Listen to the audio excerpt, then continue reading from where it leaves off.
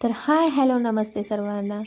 तर चला मी आज माझ्या मिनी ब्लॉगची सुरुवात करते आहे. सकाळचे 7 वाजलेले आहेत आणि मी इथे एन्जॉय करत आहे पावसासोबत चहा. तर चला चहा पिऊन झालेला आहे. आता किचनमध्ये जाऊन टिफिनची तयारी करूया, कारण आज मुलगीचा स्कूल आहे तर तिला टिफिनमध्ये द्यायची होती कुरकुरीत भेंडी. तर आजच्या धावपळीच्या आयुष्यामध्ये आपण मुलांना खूप फास्ट फूड आणि मसालेदार पदार्थ देतो, पण ते आरोग्यासाठी चांगले नसते. त्यामुळे साधा आणि सकस आहार मुलांना देणे हे नेहमी चांगलेच असते.